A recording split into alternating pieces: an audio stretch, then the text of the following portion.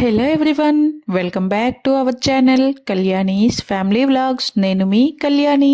చూస్తున్నారు కదా, ఇవాళ రెసిపీ వచ్చేసి మన సండే స్పెషల్ కోసం ఈరోజు నేను ప్రాన్ బిర్యానీని అయితే చూపిస్తున్నాను.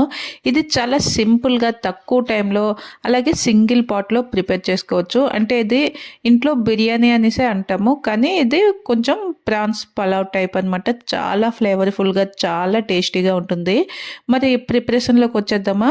దీనికోసం ముందుగా ఇక్కడ 1 కేజీ రొయ్యల్ని శుభ్రం చేసుకున్న రొయ్యల్ని తీసుకొని వాటిని ఫస్ట్ ఎగరబెట్టుకోవాలన్నమాట. ఎగరబెట్టడం అంటే దాంట్లో ఉండే వాటర్ మొత్తాన్ని అబ్జర్వ్ అయిన వరకు ఫ్రై చేసుకోవాలి.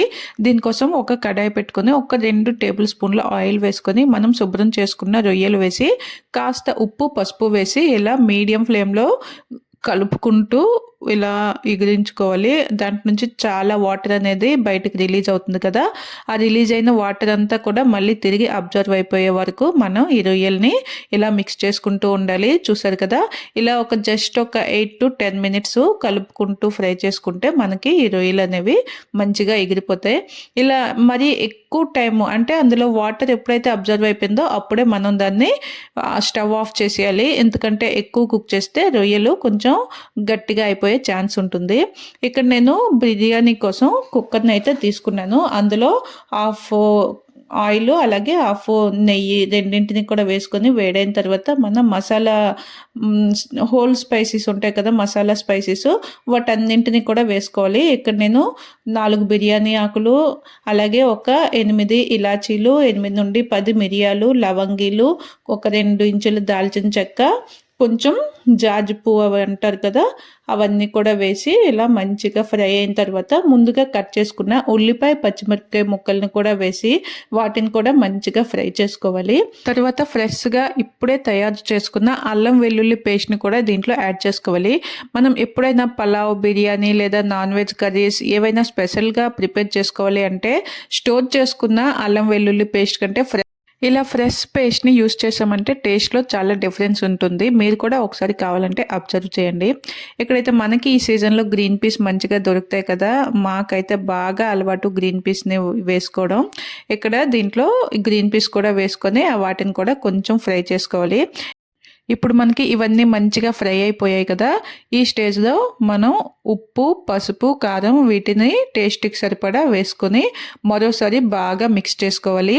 తర్వాత ఇక్కడ నేను ఒక 1/2 కేజీ బిర్యానీ రైస్ని అయితే తీసుకున్నాను. ఇవి చిట్టి ముత్యాలు అంటారు కదా, అవి ఇక్కడ మాకు బెంగాల్లో బిర్యానీ రైస్ అంటే ఎక్కువగా వీటినే యూస్ చేస్తాం. వీటి టేస్ట్, టెక్స్చరు అన్నీ కూడా చాలా బాగుంటాయి. వీటిని అయితే మంచిగా వాష్ చేసుకొని ఇప్పుడు దీంట్లో వేసుకొని మొత్తం రైస్ అంతటికి కూడా మసాలాలు పట్టేలాగా బాగా మిక్స్ చేసుకోవాలి. ఇక్కడ అడుగు పట్టే ఛాన్స్ ఉంటుంది. మంటని లో ఫ్లేమ్లో పెట్టుకొని చక్కగా రైస్ అంతా కూడా చూసారా మంచిగా మసాలాలు పట్టే విధంగా కలుపుకోవాలి. ఇలా కలిపిన తర్వాత మనం బిర్యానీ రైస్ ఎలా అయితే కొలుచుకుంటామో ఆ కొలతకి డబుల్ వాటర్ వేసుకోవాలి. అంటే ఇక్కడ నేను 4 కప్పులు రైస్ తీసుకున్నాను కదా, దానికి 8 cups ఆఫ్ వాటర్ అయితే వేసుకున్నాను. బిర్యానీస్ కానీ పలావ్ కానీ ఏదైనా చేయాలనుకుంటే మస్ట్గా బిర్యానీ రైస్ అనేవి పాతవే యూస్ చేయాలి. లేదంటే మనకి బిర్యానీ అనేది స్టిక్కీగా అయిపోతుంది. కొత్త బియ్యంతో ఎప్పుడు కూడా బిర్యానీస్ ట్రై చేయకూడదు. చూసారు కదా, ఇప్పుడు సరిపడా వాటర్ వేసుకున్న తర్వాత దాన్ని జస్ట్ కొంచెం అంటే నేను ఇక్కడ లాక్ చేయకుండా నార్మల్గానే కుక్ చేస్తాను. ఇలా మూత పెట్టి మధ్య మధ్యలో అడుగు వరకు బాగా కలుపుకొని ఈ రైస్ని అయితే ఒక 70% ఉడికిన తర్వాత మనం ముందుగా ఎగిరిపెట్టుకున్న ఈ రొయ్యలు ఉంటాయి కదా, వాటిని కూడా వేసి బాగా మిక్స్ చేసుకోవాలి. తర్వాత నేను రొయ్యలు కర్రీ చేసినా లేదా బిర్యానీ కానీ అంటే ప్రాన్స్ ఐటమ్ ఏది చేసినా కూడా దాంట్లోకి కాజు కాంబినేషన్ అనేది చాలా బాగుంటుంది. మా ఇంట్లో అందరికీ చాలా నచ్చుతుంది అనమాట. సో ఇప్పుడు నేను ఈ బిర్యానీలోకి కొంచెం అంతా కళాయిలో నెయ్యి వేసుకొని కొన్ని జీడిపప్పులు, కాజు అంటాం కదా, వాటిని మంచిగా గోల్డెన్ బ్రౌన్ కలర్ వచ్చే వరకు మంచిగా ఫ్రై చేసుకొని ఇలా ఫ్రై చేసుకున్న కాజుని ఇంకా 90% కుక్ అయిపోయిన బిర్యానీలోకి వేసుకోవాలి.